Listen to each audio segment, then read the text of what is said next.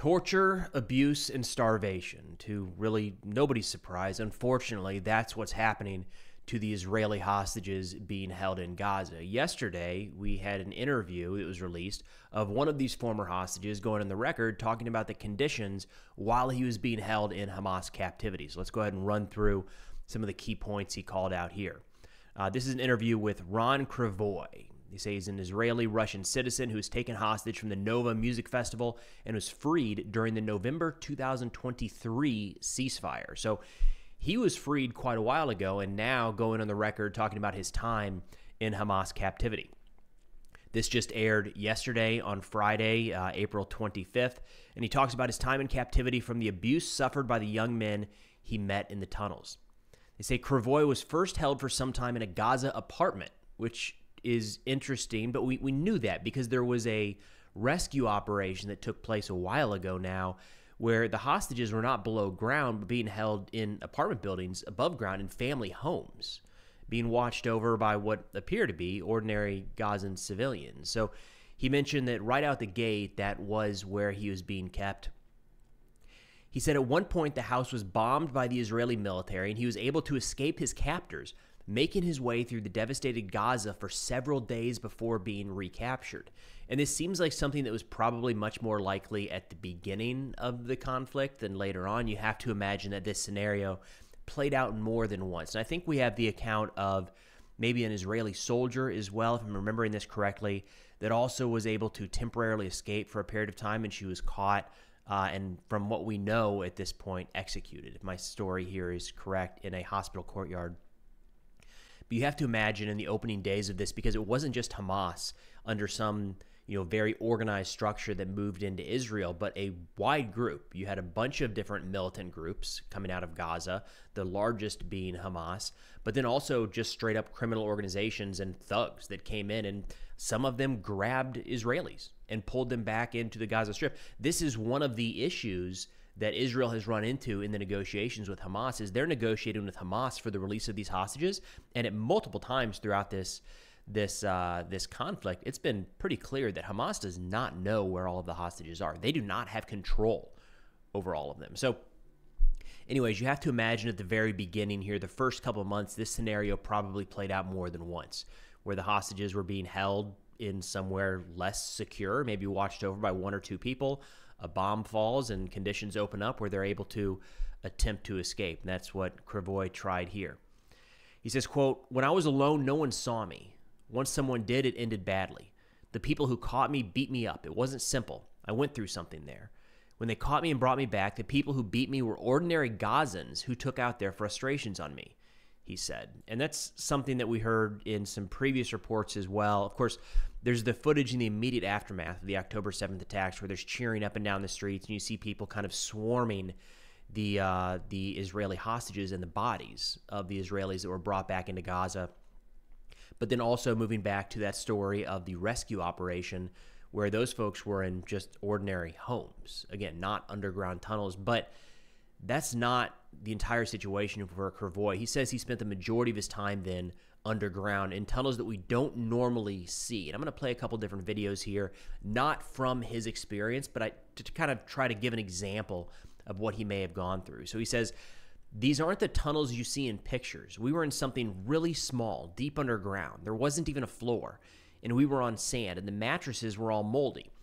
Again, the video that I'm playing here is not from this exact example. It possibly could be, but it was a different release from the IDF, and I think this one gives a little bit of an idea of some of these hostage tunnels, and later I'll play some other videos showing where we thought maybe the hostages were being kept, but based off this account, it looks like maybe those conditions were a little too nice for actually keeping the Israeli hostages. He said, "Honestly, about 1.5 by 1.5 meters high. We had to lie down and rest in it. You couldn't stand. No height, no toilets, no food. We were 5 people. We ate one small dish with some canned food and a pita that we divided among us. I was there for 51 days and lost 9 kilograms or 20 pounds of body weight." So that's starvation conditions to lose that amount of weight that fast. And that tracks with some of the more recent hostage release videos that we've seen that Hamas has shown. I mean, they're the ones recording this stuff in Gaza, and especially the last men that were released just before the ceasefire collapsed.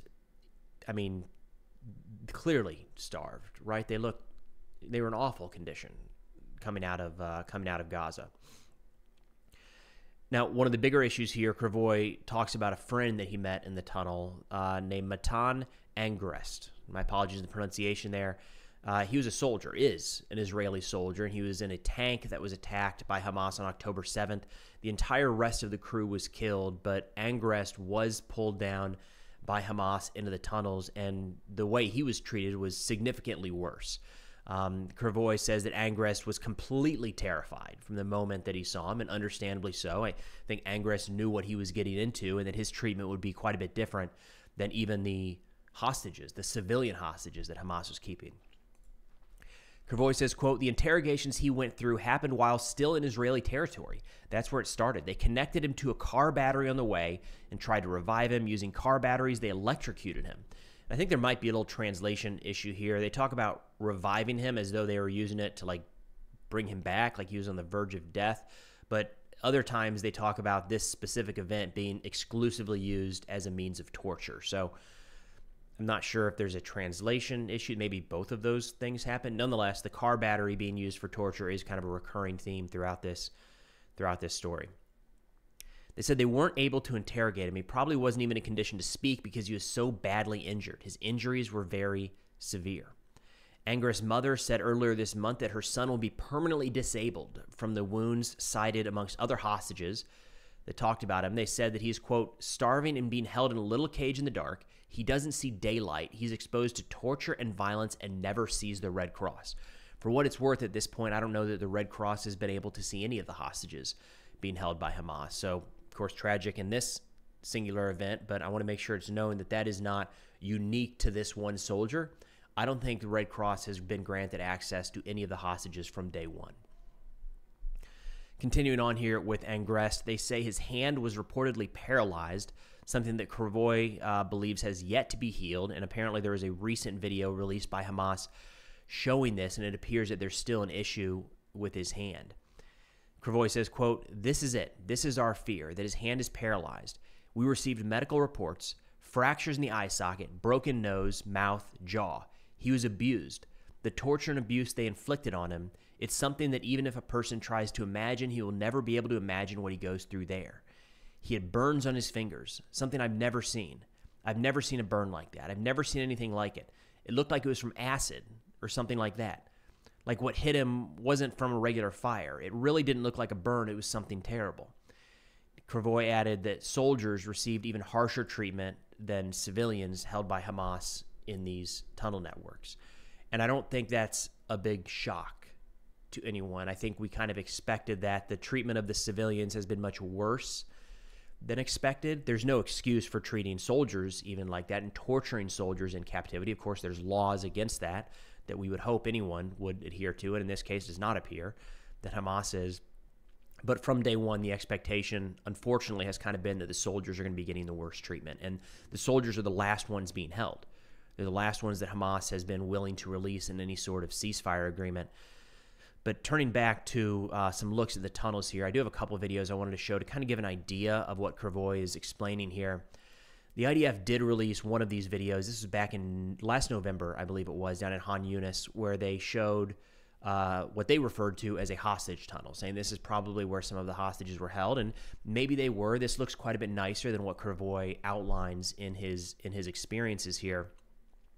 But I think a way to interpret this, if this is an area where hostages were held, it's probably where women, children, and maybe the elderly were held. Again, looking at some of these videos of the hostage releases coming out of the Gaza Strip, it's pretty clear that the women were treated better. At least they were provided more food than the men. The side-by-side there is pretty stark. So it's entirely possible that some of these, for lack of a better term, nicer-looking tunnels is maybe where civilians were kept, or at least the women, children, and elderly. But nonetheless, there's no indication right now that a ceasefire or hostage release is close to happening. Hopefully it does across the board. It'd be nice to see the fighting stop. And, of course, have to think of the soldiers, the people that remain behind, like Angrest here, that is day in and day out as this war drags on.